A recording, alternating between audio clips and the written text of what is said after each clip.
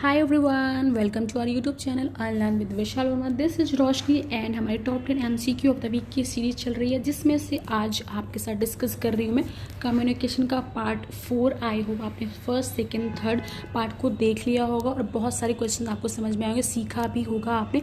और आगे बढ़ने से पहले मैं आपको बता दूँ, अगर चैनल पर न्यू है और सब्सक्राइब नहीं किया है तो प्लीज़ कर लीजिए और बेल आइकन को ज़रूर हिट कर दीजिए, जिससे कि सारी की सारी नोटिफिकेशन आपको टाइमली प्रोवाइड होती रहे। देखते हैं आज हमारे कौन से क्वेश्चंस हैं। तो वेरी फर्स्ट क्वेश्चन इज चीर स्टैंड फॉर। आपको बताना है, जैसे मैंने आपको पहले भी बताया कि यहाँ पे एब्रीविएशंस या फुल फॉर्म बहुत ही ज़्यादा इंपॉर्टेंट होती है किसी भी यूनिट में, हर यूनिट में या किसी भी सब्जेक्ट की, चाहे वो पेपर 2 हो या पेपर फर्स्ट हो। तो आपको इनका नोट बना लेना है और स्टिक कर लेना है अपनी वॉल पर, जिससे कि आपकी नज़र पड़ती रहे डेली और आप उसको लर्न करते रहें, राइट।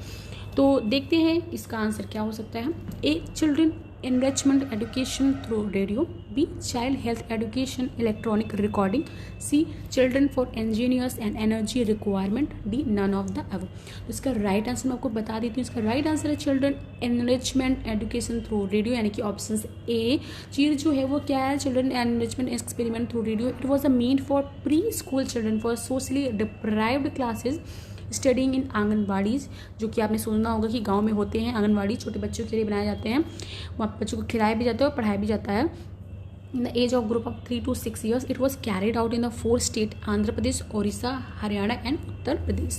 बढ़ते हैं नेक्स्ट क्वेश्चन की और। The most important aspect of communication listening can be improved by. आप जो इंपॉर्टेंट एस्पेक्ट हमारे कम्युनिकेशन के साथ लिसनिंग को कैसे इंप्रूव कर सकते हैं, यहाँ पे आपको बताना है आंसर। ऑप्शन ए है making the attention fully paid.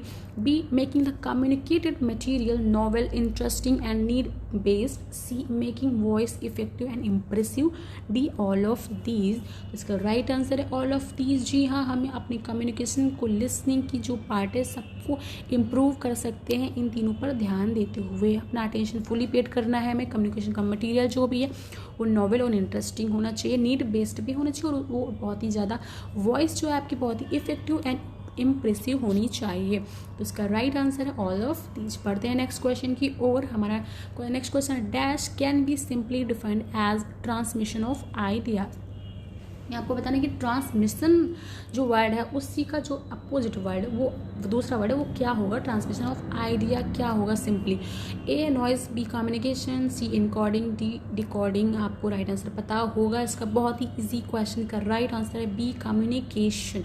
जी हाँ, communication can be simply defined as transmission of ideas. हमारा नेक्स्ट क्वेश्चन है the study of the way people approach others और the keep their distance from other. जो यहाँ पे आपको mnemonics दिए गए हैं, काइनेक्सिस या प्रोक्सिमेसिस या क्रोनोमेक्स या ओकुलेसिस, ये बहुत ही इंपॉर्टेंट हैं गाइस। इसमें से एक क्वेश्चन जरूर ही आता है।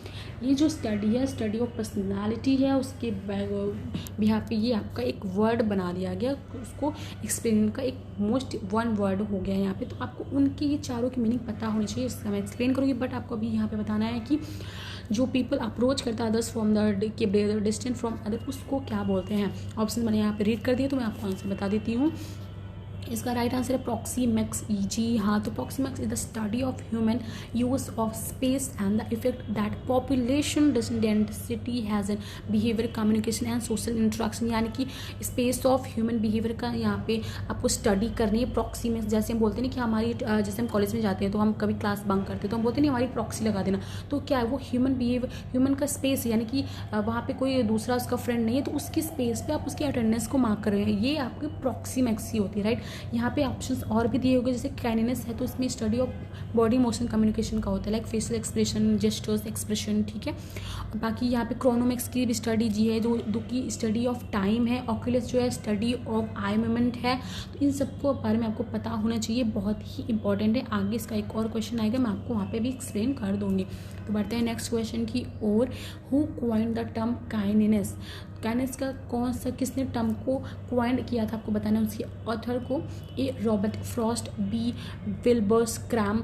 सी, Daniel Lerner. D, Ray Birdwhistell. तो राइट आंसर है आपका रे बर्डविस्टेल। इस तरह के क्वेश्चन में आपको ऑथर्स के नेम बहुत ज़्यादा तो नहीं आप लर्न कर सकती कौन सा आ सकते हैं, बट हाँ जो मोस्ट इंपॉर्टेंट है आप उनके नोट्स को बना सकते हैं। तो बर्ट वेस्टल ने स्टडी ऑफ काइंडनेस को क्वाइन किया था, राइट। और काइंडनेस को मैंने आपको एक्सप्लेन कर चुकी हूँ आगे वाले क्वेश्चन में कि वो बॉडी मोशन कम्युनिकेशन है such as facial expression and gesture, non verbal behavior related to movement of any part of the body और the whole body as a whole, right. यहाँ पे देखना व्हाट इज कोपेक्ट। कोपेक्ट के बारे में आपको एक एब्रिविएट दे दिया गया जो कि स्टैंड करता है काइंडनेस, ऑक्यूलेसिस, पैरालैंग्वेज, प्रॉक्सिमिक्स, क्रोनोमेटिक्स एंड टैक्टिलिस। तो इन पांचों के बारे में आपको पता होना चाहिए। 1 2 3 4 5 6 7 इनके बारे में आपको पता होना चाहिए। 6 के बारे में कोपेक्ट से आप इसको लर्न कर सकते हो, इनकी एक्सप्लेनेशन को भी देख सकते हैं बिकॉज इनका एक ना क्वेश्चन जरूर ही आता है एग्जामिनेशन में। तो पढ़ते हैं नेक्स्ट क्वेश्चन की वो व्हाट इज हैप्टिक्स। देख रहे हैं कैसे क्वेश्चन आ रहे हैं, उसी तरह के एक ही डायमेंशन से आपके 3 क्वेश्चन निकल के यहाँ पे आ चुके हैं। A study of facial expression, B study of eye behavior, C study of touching, D study of body movement. तो इसका राइट आंसर है स्टडी ऑफ टचिंग। जी हाँ, haptic communication is a branch of non verbal communication that refers to the ways in which people and animals communicate and interact with the sense of touch, right. तो haptics बहुत ही important होता है, इसकी importance के लिए मैंने यहाँ पे एक्सप्लेनेशन को ऐड किया है, तो आप अच्छे से एक्सप्लेनेशन को देख सकते हैं।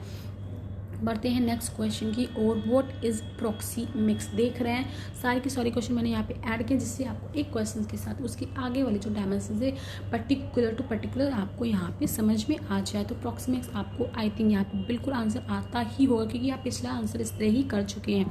A study of space in communication, B study of eye behavior, C study of touching, D study of body movement. तो इसका राइट आंसर मैं बता दूँ, इसका राइट आंसर है जी हाँ स्टडी ऑफ स्पेस कम्युनिकेशन, ठीक है। इसमें प्रॉक्सिमिक्स बोलते हैं। और स्टडी ऑफ आई बिहेवियर एक बार अगर आप रिवाइज करना चाहें तो स्टडी ऑफ आई बिहेवियर को क्या बोलते हैं, ऑक्यूलेसिस बोलते हैं। स्टडी ऑफ टचिंग को हैप्टिक्स बोलते हैं and study of body movements को आपको काइंडनेस बोलते हैं। तो देखिए यहाँ पे आपका एक्सप्लेन भी होता जा रहा है, रिवाइज भी हो रहा है और आप क्वेश्चन के डायमेंशन को भी समझ पा रहे हैं। तो प्रॉक्सिमिक्स फिर से नॉन वर्बल कम्युनिकेशन का ही पार्ट है, ठीक है। तो जो किसी इंडिविजुअल परसेप्शन की स्पेस पे यूज़ किया जाता है, ठीक है। बढ़ते हैं नेक्स्ट क्वेश्चन की ओर। Internal and external factors that affect message reception by the student in the classroom are referred to as। Internal और एक्सटर्नल जो फैक्टर्स हैं जो इफेक्ट करते हैं मैसेज को जो रिसीव कर रहे हैं स्टूडेंट को क्लासरूम में, वो किस तरह से उसको रिफर्ड किया जाएगा। तो A feedback, B fragmentation, C channelization and D noise. तो राइट आंसर है आपका नॉइज। जी हाँ, बिकॉज यहाँ पे इंटरनल और एक्सटर्नल फैक्टर जो कि अफेक्ट कर रहे हैं मैसेज को, रिसीव कर रहे हैं क्लासरूम में टीचर स्टूडेंट को, तो वो नॉइज की तरह से ही आएगा क्योंकि वो एक्सटर्नल एंड एक्सटर्नल फैक्टर वहाँ पे अफेक्ट कर रहे हैं। तो नॉइज जो है वो 4 प्रकार के होते हैं, फिजिकल होता है, साइकोलॉजिकल होता है और फिजियोलॉजिकल होता है और सिमेंटिक होता है। तो यहाँ पे फिजिकल नॉइज के बारे में आपको बता दूँ कि एक्सटर्नल और एक्सटर्नल इन्वायरमेंट की स्टिमुलेट होता है, डिस्ट्रैक्ट करता है from receiving the intended message sent by the communicator.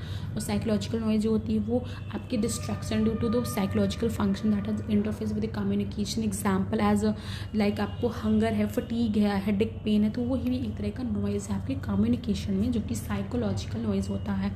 Semantic की अगर बात करें तो semantic is a communication is a type of a disturbance in the transmission of a message that interface with the interpretation of message due to ambiguity of words, sentences और symbols use in the transmission of the message. Semantic यानी में आपके जो wordings से आप कैसे बोल रहे हो, किसी मैसेज को एक्सप्लेन कर रहे हो, वहाँ पे सेंटेंसेस की जो भी नॉइज होती है उसे सिमेंटिक बैरियर या सिमेंटिक नॉइज बोलते हैं जो कि कम्युनिकेशन में आती है। आई होप यहाँ पे सारे के स्क्रीन आपको समझ में आ रहे होंगे क्योंकि यहाँ पे इस तरह के भी क्वेश्चन, इसमें से क्वेश्चन जरूर ही पूछा जाता है, तो आप इसको तैयार कर लीजिए। नेक्स्ट क्वेश्चन है, a teacher in a classroom has immediate control over. एक टीचर जो है क्लासरूम में कंट्रोल, इमीडिएट कंट्रोल किस पे कर सकता है। ऑप्शन ए है the self selected methods of communication and the message, be the audience, the noise and the reception, see the feedback, the technology and the audience experience, D the communication channel, other communicators and the external factors. तो इसका answer आपको पता ही होगा I think. इसका right answer मैं आपको बता देती हूँ। जी हाँ, option A the self selected methods of communication and the message पे टीचर जो है क्लासरूम में वो इमीडिएट कंट्रोल करता है क्योंकि वो सेल्फ खुद है जो कि मैथड्स किस तरह से वो कम्युनिकेट कर रहे हैं, मैसेज को वो खुद इमीडिएट कंट्रोल कर सकता है। बट जो बी सी ऑप्शन है वो इमीडिएट कंट्रोल नहीं कर सकता है बिकॉज टेक्नोलॉजी या फीडबैक में उसका कोई भी कंट्रोल नहीं होता बिकॉज ये हमारे दूसरे एक्सटर्नल दूसरे पार्ट से आ रहा है। बढ़ते हैं नेक्स्ट क्वेश्चन की ओर। In communication chatting in internet is verbal communication, non verbal communication, parallel communication, grapevine communication. तो इसका राइट आंसर है parallel communication. In the data transmission parallel communication is a method of conveying multiple binary digit bits simultaneously. It contrasts with the serial communication which conveys only a single bit at a time. This distinction is one way of characterization a communicator's link, right? तो इसका communication का chatting अगर आप internet पे करें तो वो parallel communication कहलाता है, बिकॉज यहाँ पे डेटा ट्रांसमिशन हो रहा है तो यहाँ पे पैरेलल कम्युनिकेशन कहा जाता है. तो आज के हमारे 10 क्वेश्चन कंप्लीट होते हैं. आई होप आपने बहुत ही इंजॉय करते हुए सीखा होगा, और इसके साथ ही आप हमारे चैनल को शेयर, लाइक, सब्सक्राइब कर दीजिए और सीखते हंसते मुस्कुराते सीखते भी रहिए. बाकी की इन्फॉर्मेशन आपको डिस्क्रिप्शन बॉक्स में मिल जाएगी, और टेलीग्राम का नंबर यहाँ पे फ्लैश हो रहा है स्क्रीन पे. व्हाट्सएप टेलीग्राम चैनल से आप जुड़ सकते हैं और पा सकते हैं आप अपनी इन्फॉर्मेशंस को टाइमली, जो कि प्रोवाइड की जाती है. बहुत ही इंपॉर्टेंट नोट्स हम प्रोवाइड करते हैं, PDF प्रोवाइड करते हैं, और आगे आपको सरप्राइजेस भी मिलने वाले हैं जो कि, और बाकी की वीडियोज हमारी रेगुलर ही आ रही हैं, तो आप अपने क्वेश्चंस को अच्छे से प्रिपेयर कर सकते हैं. तो आज के लिए इतना ही, मिलते हैं नेक्स्ट सेशन में. तो thank you so much, have a nice day.